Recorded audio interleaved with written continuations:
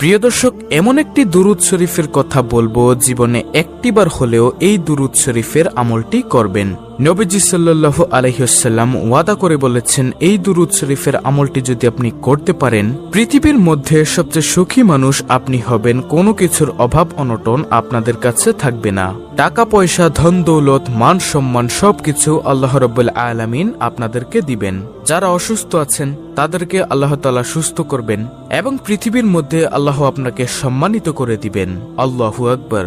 এবং এই পৃথিবী থেকে যখন আপনি চলে যাবেন, তখন কবরের মধ্যে যাওয়ার পর নবীজিকে দেখিয়ে জিজ্ঞাসা করা হবে, এই ব্যক্তি কে? তখন নবীজিকে আপনি কবরের মধ্যে দেখে চিনতে পারবেন ইনশাআল্লাহ। কবরটা হবে খুবই ভয়ঙ্কর। নবীজিকে যদি আপনি না চিনেন, আপনার স্থান হবে জাহান্নাম।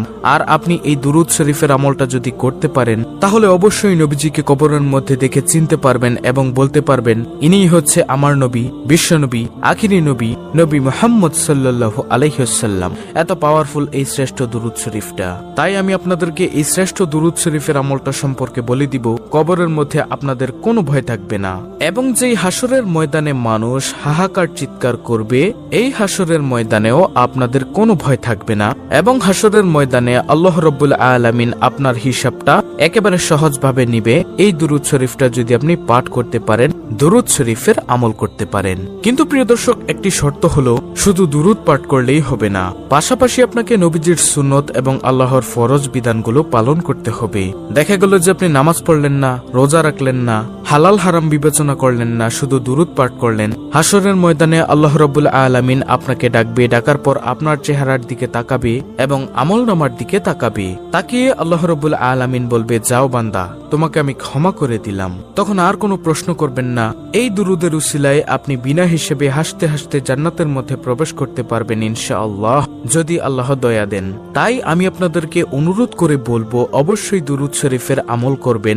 যে কোনো দুরূদ শরীফ পড়লেই তো লাভ, কিন্তু এই দুরূদ শরীফটা পড়লেই স্পেশাল লাভ। এটাই দুনিয়ার মধ্যেও আল্লাহ আপনাদেরকে সুখে রাখবে, সম্মানিত করে দিবে। যে সম্মানের জন্য সবাই পাগল, যে সুখের জন্য সবাই পাগল, কিন্তু জানে না যে নবীজির দুরূদের মধ্যে যে সুখ আছে। আল্লাহু আকবার। নবীজি ওয়াদা করে বলেছেন, এই দুরূদ শরীফটা আপনি একবার পড়বেন আর সঙ্গে সঙ্গে নবীজির রওজা পাকে ফেরেশতা আপনার নাম, আপনার বাবার নাম, আপনার ঠিকানা সহকারে নবীজির রওজা মোবারকে পৌঁছে দিবে।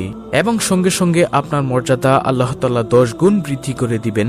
এবং সঙ্গে সঙ্গে 10টি রহমত আপনার উপরে নাজিল হবে এবং 10টি গুনাহ আপনার ক্ষমা হয়ে যাবে এবং 10টি নেকি আল্লাহ তাআলা আপনাদের আমলনামার মধ্যে দিয়ে দিবেন। তাই আমি আপনাদেরকে বলবো, নবীজির দুরূদ আপনারা বেশি বেশি পড়বেন।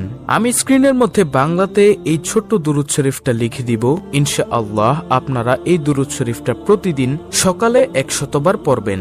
যদি দিনে পড়তে না পারেন তাহলে রাতে হলেও পড়বেন। আর পড়তে মনে না থাকলে কোনো সমস্যা নেই, যখনই মনে হবে তখনই আপনি এই দুরূদ শরীফের আমলটি করবেন। ছোট্ট একটি ঘটনা আমি আপনাদেরকে বলবো, দুরূদ শরীফের যে কি পাওয়ার। তারপরে আমি আপনাদেরকে স্ক্রিনের মধ্যে বাংলাতে দুরূদ শরীফটা লিখে দিব। ছোট্ট এই দুরূদটি আপনাদেরকে শিখিয়ে দিব ইনশাআল্লাহ। তো ঘটনাটি হলো, একজন বালক যুবক হজের মধ্যে গিয়ে তিনি সব জায়গার মধ্যে শুধু দুরূদ শরীফ পড়ছেন। বড় একজন আলেম হযরত নোমান শিবলি রাহমাতুল্লাহি আলাইহি তিনি বলল, হে বালক, তুমি সব জায়গার মধ্যে দুরূদ শরীফ পড়ছো, হজের মধ্যে অন্যান্য দোয়াগুলি আছে, তুমি কি সেই দোয়াগুলো পারো না? সে বালক বলল, হুজুর আমি সব দোয়া পারি, তারপরও আমি দুরূদ শরীফ পড়ি। হুজুর বলল, কেন পড়ো বালক, আমাকে বলো। তখন সে বালকটি বলল, হুজুর আপনি তো জামানার সবচেয়ে বড় আলেম এবং ভালো লোক, এজন্য আপনার কাছে বলছি, আমি দুরূদ শরীফের যে পাওয়ার, যে শক্তি দেখেছি, অন্য কোনো কিছুর মধ্যে আমি এত শক্তি, এত পাওয়ার দেখিনি। তখন সেই বালকটিকে হুজুর বলল, আচ্ছা বলো তো দেখি, দুরূদ শরীফের মধ্যে তুমি কেমন শক্তি, কেমন পাওয়ার দেখেছ? তিনি বলল, অর্থাৎ সেই বালকটি বলল, আমার বাবার সঙ্গে আমি হজের মৌসুমের সময় কাফেলার সঙ্গে আমরা হজ করতে আসতেছিলাম।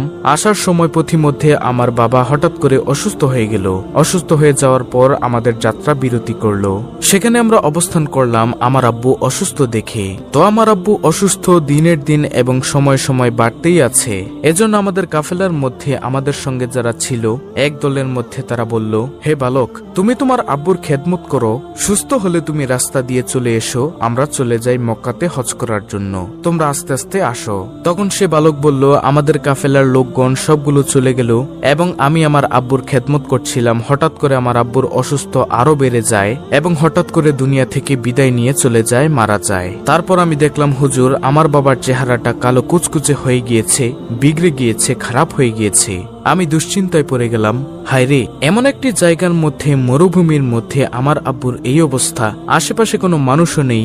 যদি কোনো মানুষ দূর থেকে এসে দেখে আমার আব্বুকে এভাবে খারাপ চেহারা হয়ে গেছে, বিকৃত কালো হয়ে গেছে চেহারাটা, তখন মানুষ কি মনে করবে?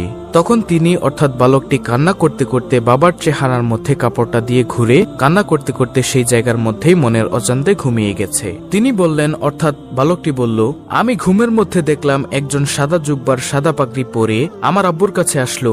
আসার পর আমার আব্বুর কাপড়টা মুখের থেকে দূর করলো। সরানোর পরে আমার আব্বুর বিকৃত চেহারাটা, খারাপ কালো চেহারাটা, তিনি তার মধ্যে তার হাতটাকে মুছে দিলেন, হাতটাকে বুলিয়ে দিলেন। মুছে দেওয়ার সঙ্গে সঙ্গে আমার আব্বার চেহারাটা নূরে নূরান্বিত হয়ে গেল, সুন্দর হয়ে গেল, চোখ ঝলমল করতেছিল। তখন আমি স্বপ্নের মধ্যেই বললাম, আপনি কে? তিনি চলে যাচ্ছিলেন। আমি পিছনের দিক দিয়ে গিয়ে বললাম, আপনি কে বলে যান, না হয় আপনাকে ছাড়বো না। কারণ এমন কঠিন সময়ের মধ্যে আমরা বিপদের মধ্যে পড়ে গিয়েছি, আর আপনি আসলেন, এসে আমার বাবাকে সাহায্য করলেন, আমার আব্বার চেহারাটাকে আপনি সুন্দর করে দিলেন। আপনি কে?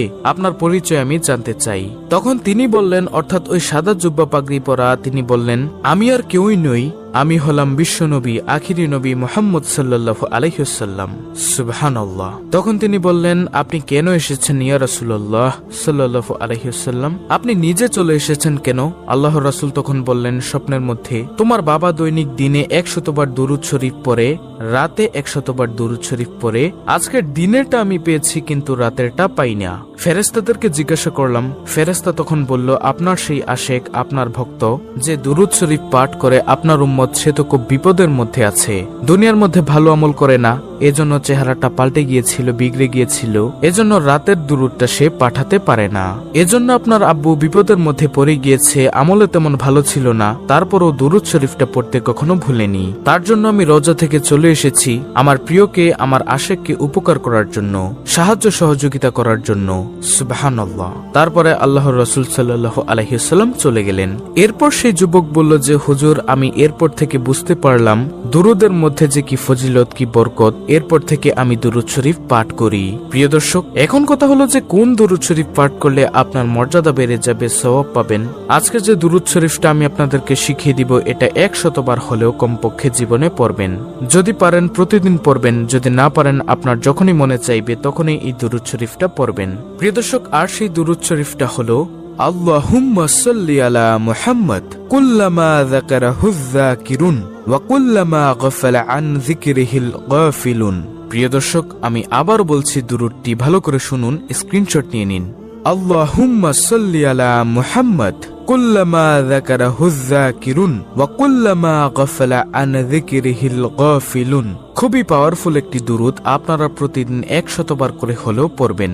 যে কোনো সময় মনে চাইলে এই দুরূদটি পাঠ করবেন। টাকা পয়সা, ধন সম্পদ আপনার চতুর্দিক থেকে আল্লাহ রাব্বুল আলামিন আপনাকে দিয়ে দিবেন ইনশাআল্লাহ। অত্যন্ত গুরুত্বপূর্ণ একটি ভিডিওটি ভালো লাগলে অবশ্যই চ্যানেলটিকে সাবস্ক্রাইব করে পাশে থাকা বেল বাটন অল বাজিয়ে দিবেন। ভিডিওটিতে একটি লাইক দিবেন এবং কমেন্টে আমিন লিখবেন, এবং অন্য মুসলিম ভাই বোনদের কাছে ভিডিওটি শেয়ার করে দিবেন, যেন তারাও আজকের ভিডিওটি দেখে এই দুরূদের আমলটি শিখে করতে পারে।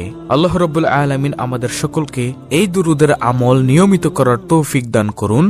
আমিন।